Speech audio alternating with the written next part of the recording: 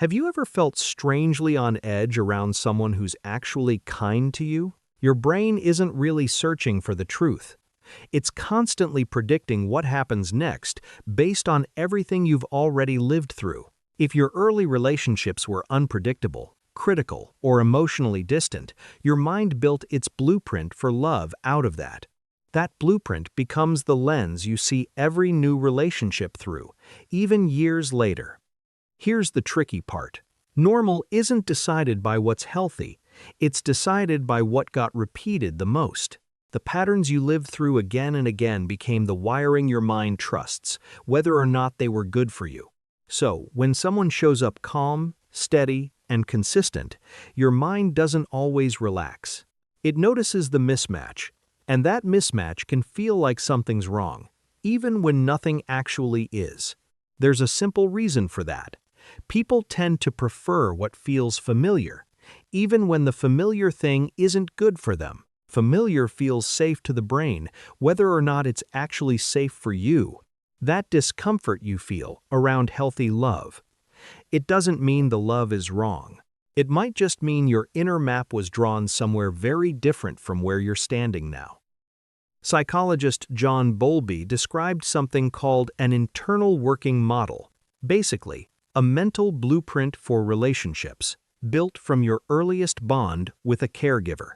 Later research by Mary Ainsworth described patterns like secure, anxious, and avoidant, each one shaping how people connect once they grow up. These patterns don't announce themselves. They just quietly run in the background of every relationship you have. The book Attached, by Amir Levine and Rachel Heller, suggests a large number of adults carry an insecure pattern into their romantic lives without ever fully realizing it.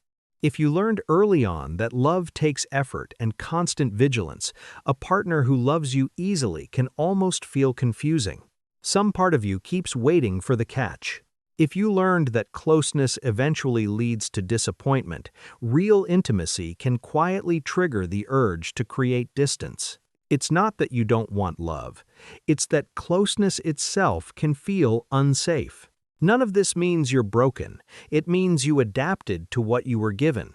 And for many people, attachment patterns can shift once they're seen clearly. F. Skinner's research on behavior found that rewards given unpredictably create some of the strongest habits we form. The same principle behind a slot machine. A partner who's warm one day and distant the next can create that same unpredictable pull. Your attention locks onto them, not because it's healthy, but because your brain can't stop trying to solve the pattern.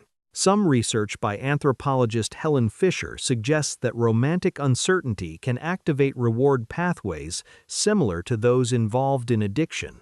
That racing, anxious feeling isn't always excitement. Sometimes it's closer to stress. That's why the flutter of "does this person actually like me" can get mistaken for butterflies. Physiologically, it may be your body bracing, not your body falling. Steady, secure love tends to feel calmer, not more electric. And if your body's used to spikes, that calm can feel like something's missing. But the absence of anxiety isn't the absence of love. For a lot of people, that calm is what love actually feels like once the alarm bells finally go quiet. Researcher Stephen Porges described something called neuroception, your nervous system constantly scanning for safety or danger completely below your awareness. If chaos was familiar growing up, your nervous system may have calibrated to stay on alert. So stillness doesn't always feel peaceful. Sometimes it feels like the quiet before something goes wrong. In The Body Keeps the Score, Bessel van der Kolk describes how the body can carry old relational patterns and react to the present as if it were the past. That might be why a kind, steady partner can leave you feeling restless, irritable, or strangely numb. Your body may still be bracing for something that isn't actually coming. Some people describe healthy love as boring.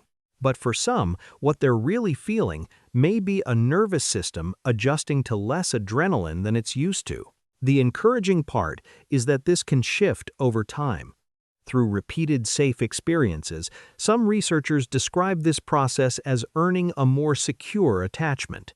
Psychologist Lindsay Gibson, who wrote Adult Children of Emotionally Immature Parents, notes that people raised on conditional love sometimes test their partners without meaning to.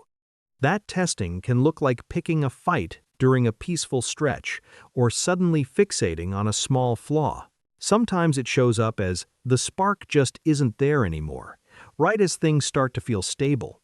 Some researchers call this the fear of intimacy paradox. The more available a partner becomes, the more unsettled the other person feels.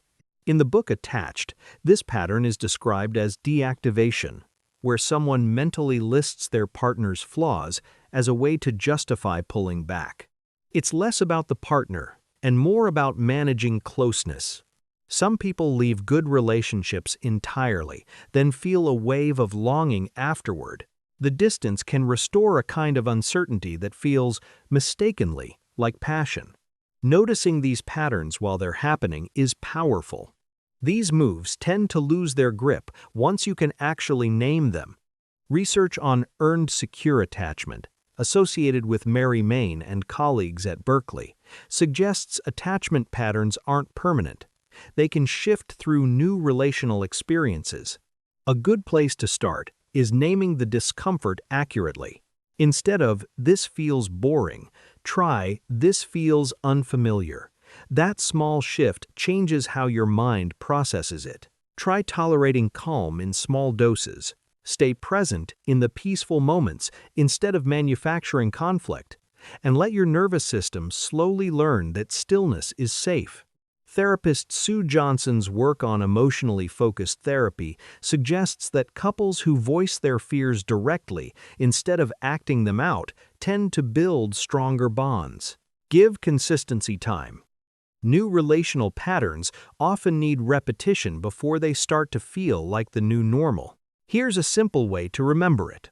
The right relationship often feels calm before it feels exciting, because excitement can be manufactured, but real safety can't be faked. If this put words to something you've felt, but could never quite explain, do one thing. Share it with someone who keeps choosing chaos and calling it chemistry.